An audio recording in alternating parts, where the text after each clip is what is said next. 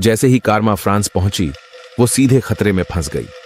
Gatling gun की पागलपन भरी गोलियां उस पर बरसने लगीं। चाहे वो जमीन पर गिरकर मरे होने का नाटक ही क्यों न कर रही हो, लेकिन वो किल शॉट से नहीं बच पाई। उधर एक एक करके म्यूटेंट झोंबी उठने लगे। क्या इस बार भी कारमा किसी तरह बच निकल पाएगी? वक्त लौटता है उसी दिन पर जब फ्रांस में पहली बार झोंबी कहर टूटा था। उस वक्त की बात है जब जिफ महिला लूव्र म्यूजियम में एक साधारण सफाई कर्मी हुआ करती थी। बस उसी दिन की ड्यूटी खत्म कर वो जैसे ही निकलने लगी, तभी पुलिस ने अचानक पूरे म्यूजियम को लॉकडाउन कर दिया। कुछ ही देर में बाहर के चौराहे पर झोंबीज की दहाड़ और लोगों की चीखें गूंजने लगीं। जिफ महिला ने देखा उसका बॉयफ्रेंड कांच के उस पार खड़ा था। दोनों सिर्फ फोन के जरिए एक दूसरे से आखिरी बार बातें कर पाए। तभी अचानक एक झोंबी ने उसके बॉयफ्रेंड पर झपट्टा मारा। जिफ महिला की आंखों के सामने उसकी दर्दनाक मौत हो गई। उसका चीखना बस अंदर टूट जाने की आवाज थी। कुछ देर बाद वो फिर लौटी, मोनालिसा की पेंटिंग के सामने जा खड़ी हुई और चुपचाप आंसू बहाती रही। अब जब वो और कारमा फिर से उसी जमीन पर खड़े हैं, उसकी आंखों में फिर वो सवाल तैर गया। जब ये तबाही आई, अफसरों ने इंसानों को नहीं, कलाओं को बचाया। यही था जिफ महिला का कारण, नई व्यवस्था बनाने की जिद की जड़। तभी एक सिपाही ने खाने की शिकायत करते हुए थाली जमीन पर पटक दी। जिफ महिला तुरंत गंभीर चेहरा लिए आगे बढ़ी और आदेश दिया कि गार्ड जमीन पर गिरे खाने को साफ करें, क्योंकि खाने की बर्बादी उसे सबसे ज्यादा नफरत थी। उसके दबदबे और सख्ती के आगे गार्ड भी झुक गया और चुपचाप घुटनों के बल बैठ गया। इस पल जिफ महिला की असली ताकत सबके सामने आ चुकी थी। कारमा को भी अब उसके असली रूप की पहली झलक मिल चुकी थी। अगली सुबह कारमा को रसोई विभाग में भेज दिया गया, जहां उसने देखा कि कुछ लोगों को एक गुप्त सुरंग की ओर ले जाया जा रहा है। उसकी साथी टीचर ने उसे दरवाजे के पीछे छुपकर देखने को कहा। उन्होंने देखा सिपाहियों ने उन लोगों को गोलियां मार दी और फिर एक सफेद कोट वाला शख्स उन लाशों में कोई अनजान दवा इंजेक्ट करने लगा। सिर्फ कुछ ही सेकंड में उन कैदियों में से 2 अचानक झोंबी में बदल गए और फिर गुस्से में दहाड़ते हुए सीधे गार्ड्स पर हमला कर दिया। बाकी के कैदी बिल्कुल शांत रहे, जैसे कुछ हुआ ही ना हो। टीचर को शक हुआ, जरूर किसी तरह की दवा का टेस्ट चल रहा है। बाहर एक अफवाह तो पहले से ही थी कि क्रांतिकारी सेना ऐसी दवा बना रही है जिससे झोंबी न सिर्फ उग्र हो जाएं, बल्कि काबू में भी रह सकें। ये सोचते ही कारमा घबरा गई। अगर डैरिल को पकड़कर उस पर यह भयानक प्रयोग कर रहे हों तो? अब उसने अपने पुराने एहतियात छोड़ दिए और खाना बांटते वक्त हर किसी से पूछने लगी, क्या आपने एक अमेरिकी आदमी देखा है जिसका नाम डैरिल है? तभी उसे एक टैटू वाले जख्मी चेहरे वाला कैदी मिला, जिसने बताया कि उसने नूगो को आजाद कर दिया था। कारमा की आंखों में आंसू आ गए। उसने कहा कि वो डैरिल की बिछड़ी हुई बहन है। फिर एक के बाद एक उसने डैरिल की छुपी हुई बातें और निशानियां बताईं, जिससे उस कैदी का भरोसा जीत लिया। उसने बताया डैरिल नॉर्मंडी तट के किले में कैद है।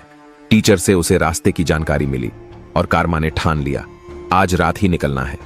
टीचर ने साथ चलने से मना कर दिया क्योंकि उसे अपने अन्य साथियों को ढूंढना था। दोनों ने एक दूसरे को विदा कहा और फिर कारमा ने अंधेरे में गार्ड को बेहोश कर दिया। मगर जब वो पूरे कैंप में घूमी तो कहीं से भी गाड़ी की चाबी नहीं मिली। अब मजबूरी में उसे एक सफेद घोड़ा ही लेना पड़ा ताकि उससे भाग सके। मगर जैसे ही वो कैंप से बाहर निकली, एक भारी संख्या में गार्ड्स ने उसे घेर लिया। असल में यह घात पहले से ही रची गई थी और सबसे बड़ा झटका तो यह था कि उसकी लोकेशन लीक करने वाली कोई और नहीं बल्कि वही टीचर थी जिसने कहा था कि वो साथियों को ढूंढ रही है। कारमा को बहुत अफसोस हुआ, मगर वो गुस्से में नहीं थी क्योंकि उसे एहसास था मैं खुद भी तो एक झूठ की दुनिया जी रही हूं। जब जिफ महिला ने उससे सख्ती से पूछा तो कारमा ने तुरंत अभिनय शुरू कर दिया। उसने कहा कि वो डैरिल को ढूंढ रही है क्योंकि उनके बीच एक गहरा खून का बदला है।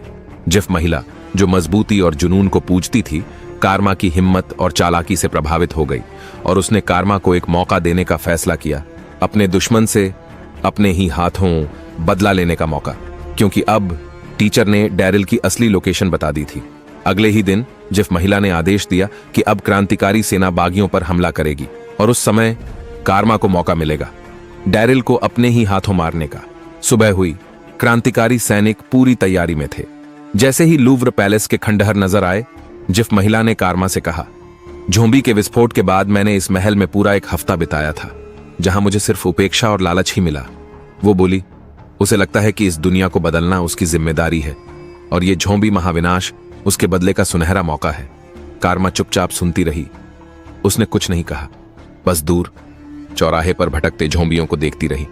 कट होता है बागियों के कैले की ओर। घुंघराले बालों वाली लड़की जिसने लीडर की साजिश देख ली थी, उसे अब एक सुनसान अहाते में कैद कर दिया गया था।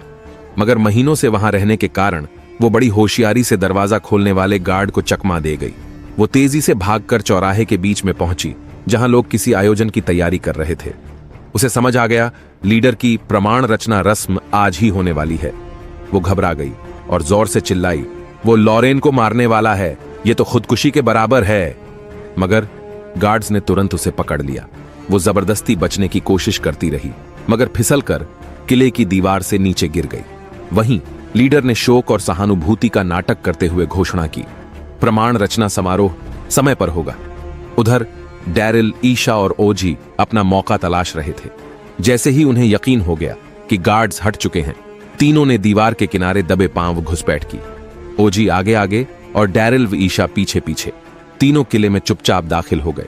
इस बीच प्रमाण रचना की रस्म शुरू हो चुकी थी। लीडर भीड़ के बीच खड़ा जोरदार भाषण दे रहा था कि वो कैसे अपने कर्मों से सभी के विश्वास को सच साबित करेगा। इतना कहते ही लॉरेन को मंच के बीच लाया गया।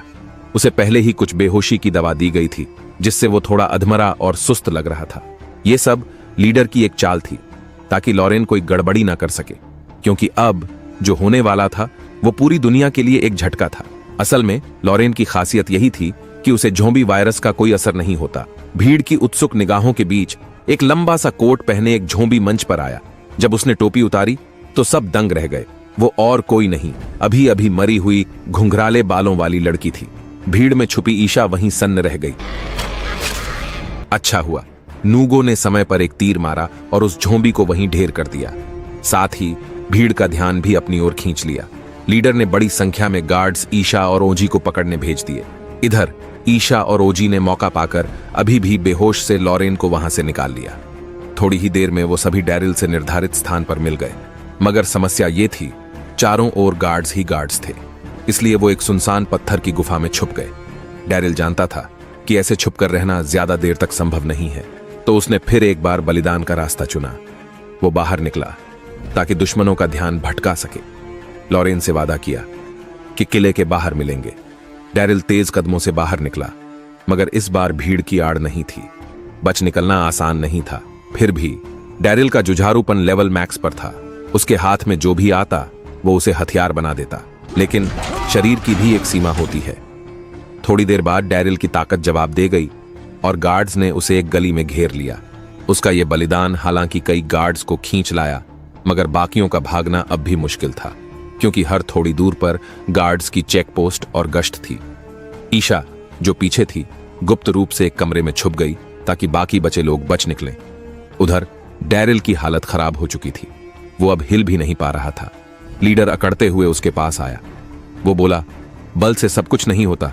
किले की रक्षा के लिए लोगों के विश्वास को जगाना जरूरी है, इसलिए लॉरेन की मौजूदगी बेहद अहम है। डैरिल ने तंज कसते हुए जवाब दिया, अगर तेरा यह प्लान फेल हुआ तो लॉरेन की जान जाएगी। मगर लीडर को इसकी कोई परवाह नहीं थी। वो बोला, अगर यह प्रयोग फेल हो गया तो कोई और ले आएंगे और फिर से कोशिश करेंगे। यह सुनकर डैरिल का गुस्सा और बढ़ गया। अब वो किसी भी हाल में लॉरेन की लोकेशन नहीं बताएगा। डैरिल की नजर धीरे से टेबल पर रखी चाबी पर पड़ी, क्योंकि उसके लिए किसी भी हालत में हार मानना विकल्प नहीं था। मगर उसके प्लान पर पानी फिर गया। उसके कुछ करने से पहले ही ईशा को भी कैद में डाल दिया गया। डैरिल ने हल्की सी मुस्कान के साथ हिलाकर सिर हिलाया। शायद वो इस किले की सुरक्षा को थोड़ा हल्का समझ बैठा था। हालांकि जब उसे पता चला कि ओजी लॉरेन को लेकर भाग निकला है, तो उसे थोड़ी राहत मिली। ईशा का मूड थोड़ा उदास लग रहा था, तो डैरिल ने उसे अलेक्जेंड्रिया कम्युनिटी के बारे में बताना शुरू किया, जहां हर कोई अलग था, मगर सब जान की कीमत समझते थे। वहां संसाधन भले ही सीमित थे, मगर सबके लिए भरपेट खाना और पहनने को कपड़े थे। जब लॉरेन स्कूल जाता तो वो और ईशा नदी किनारे टहलते और आसमान में जुगनुओं की झिलमिलाहट देखते। ईशा को लगता जैसे कोई सपना जी रही हो। डैरिल ने अपना मजबूत हाथ आगे बढ़ाया, उसे हिम्मत देने के लिए। मगर उन्हें नहीं पता था कि किला अब भी खतरे में था, क्योंकि जिफ्रिन क्रांतिकारियों के साथ किले के पास तक पहुंच चुका था। कैम्बा थोड़ा हैरान था, क्योंकि ट्रक से सैनिकों की जगह आम लोग उतर रहे थे। उसे समझ नहीं आया आम लोगों से लड़ाई कैसे लड़ी जाएगी। उधर किले के अंदर वो क्रांतिकारी लीडर अब खुद जेल में पहुंचा। डैरिल से कोई जानकारी न मिलने पर अब उसने ईशा को निशाना बनाने का फैसला किया। डैरिल बेचैन हो उठा, मगर उसकी पीठ बंधी थी। वो कुछ नहीं कर सका, सिर्फ देखता रहा जैसे ईशा को खींचते हुए ले जाया गया। किले के बाहर कारमा भीड़ में छुपा जिफ्रिन की बातें सुन रहा था। धीरे धीरे उसका शक गहराता गया। उसे कल की वो घटना याद आई जब सफेद कोट पहने लोगों ने कुछ लोगों को झोंबी सीरम इंजेक्ट किया था। अब उसे समझ आ गया इन आम लोगों का क्या इस्तेमाल होना है। कारमा घबरा गया और भीड़ में से बाहर निकल जिफ्रिन को रोकने पहुंचा। बोला, तुम जो करने जा रहे हो क्या वो बहुत ज्यादा बेरहम नहीं? जिफ्रिन का चेहरा तुरंत सख्त हो गया। उसने इस एक दिन के लिए महीनों तक तैयारी की थी और तुरंत हुक्म दिया, कारमा को पकड़ लो।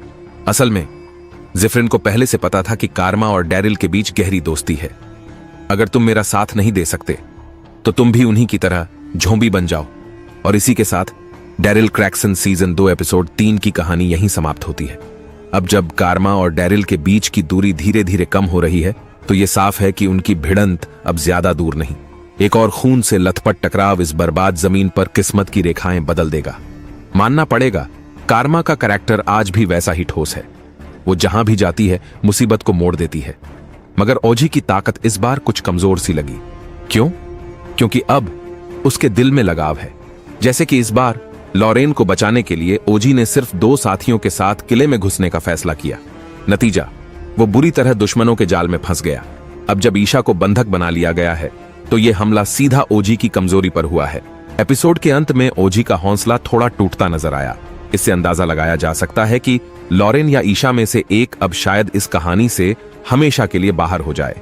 क्योंकि अगर ऐसा नहीं हुआ तो ओजी का कम बोलने वाला मगर सब कुछ झेलने वाला किरदार टूट जाएगा। अगर आपके विचार अलग हैं तो कमेंट सेक्शन में बताइए। हम मिलेंगे अगली कड़ी में।